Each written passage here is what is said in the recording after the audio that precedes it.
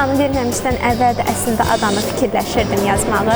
Çünki fakültəm beynəlxalq münasibətlər fikrimdə tutmuşdum və məncə Azərbaycanda bu ixtisas üzrə ən gözəl təhsili ADA Universiteti verir.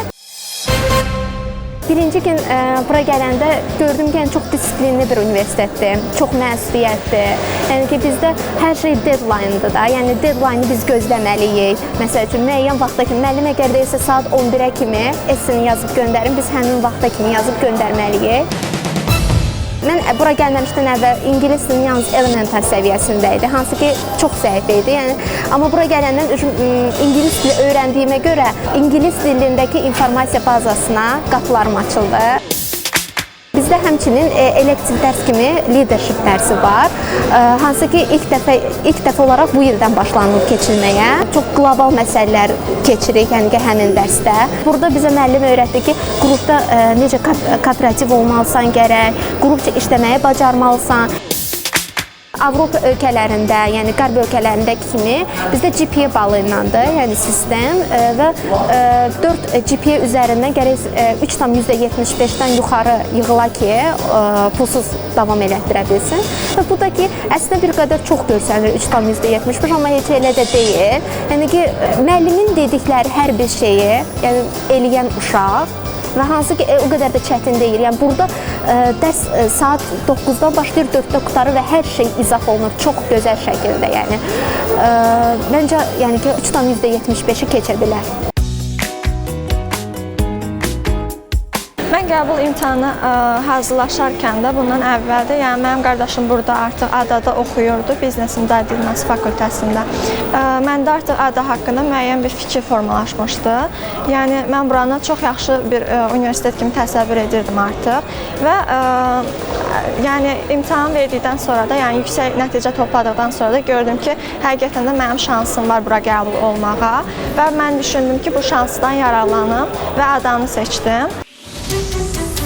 Bizdə təkcə ingilis dili dərsləri, həm də elektiv kurs olaraq leadership dərsi keçilir və biz orada çoxlu diskussiyalar, müzakirələr aparmağı öyrəndik və mən düşünürəm ki, ADA bizi təkcə bugünə deyil, həm də sabaha hazırlayır. Hamımız bilirik ki, ADA-da pulsuz təhsil yoxdur.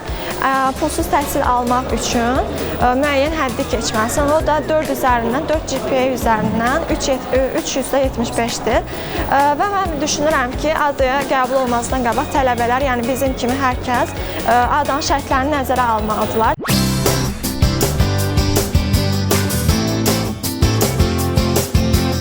ADA-da ümumiyyətcə tədrisin çətinliyi və ki, ən çox müzakirə olunan mövzulardandır. Yəni, ADA-da məsəl üçün, bərdiyində ki, yaxşı oxumalısan, çünki ondan sonra təqaüd ala bilərsən, təqaüd ala bilməsən, ödəniş eləyəcəksən. Ona görə tədrisin çətinliyi ən çox müzakirə olunur həmişə. Əgər istəyirsinizsə, əgər yüksək qiymət istəyirsinizsə, əgər sizi təqaüd istəyirsinizsə və ən əsas məsələ odur ki, əgər bu sizin üçün məqsəddirsə, siz bunu eləyəcəksiniz.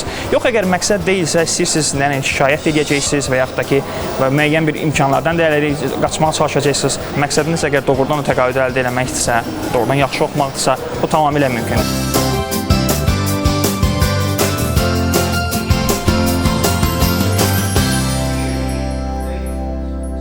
Mən Toğrul'la bir qrupda oxuyuram və beynəlxalq münasibətlər üzrə təhsil alırıq. Toğrul vurğuladığı kimi məqsədli yönlü olmaq çox vacib bir amildir, yəni təhsili pulsuz almaq üçün. Amma ki, məncə başqa bir nüanslar da var. Məsələn, təhsil zamanı əməkdaşlıq məncə çox böyük bir rol oynayır. Əslində əməkdaşlıq daha çox yaxşı sona gətirib çıxara bilər, nəinki o rəqabət.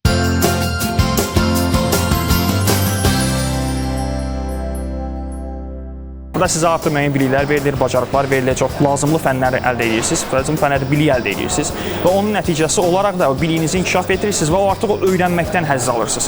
Və mənə gəlir ki, ən əsas motivasiya bu öyrənməkdən həzz almaqdır. Yoxsa davamlı olaraq sadəcə olaraq qiymətimi artırım, əgər onu özünüz üçün son bir hədəf, son məqsəd kimi seçmişsinizsə, bu zaman ADA-da oxumağa məncə bir həzzini almayacaqsınız. Çünki burada sizin üçün bir çox xaricdə təhsil almış çoxlu savadlı müəllimlər var və bu insanların da hər birisi ADA-da işləməyinin məqsədi odur ki, müəyyən bir dəyişiklik əldə eləsinlər.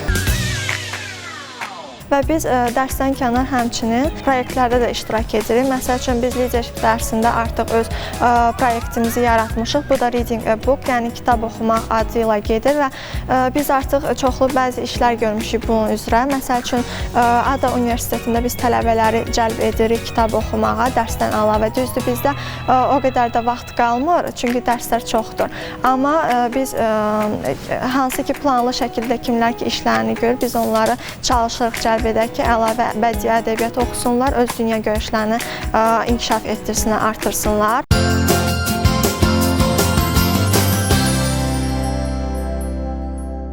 Bizdə var Hacı Zeynalabdin sosial məsuliyyətlilik günlüyü, hansı ki uşaqlar öz müəyyən sosial fəaliyyətlərlə məşğul olur. Mən düzdür gətirmişdim ki, recycle mövzusu, yəni təkrar emal mövzusu. İnsanlarda ümumiyyətlə məlumatlılıq yoxdur ki, təkrar emal prosesi nədir? Gələcəkdə istəyərəm ki, bunun geniş miqyaslı bir fəaliyyətlə məşğul olun bu barədə.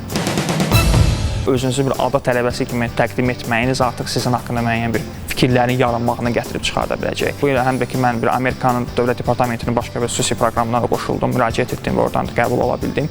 Və burada da yenə birbaşa ada ilə əlaqəsi olanlardır. Çünki əslində o insanlar mənim tədrisim haqqında bir şey bilmirlər müəyyən qədər. Amma yenə də hər halda bir adadan olmağınız müəyyən bir təsəvvür verir. Amma ən əsas məsələ odur ki, adadan məsələn inkişaf etdirə bildiyiniz ingilis dili. Çünki burada bir ingilis dili mühit var.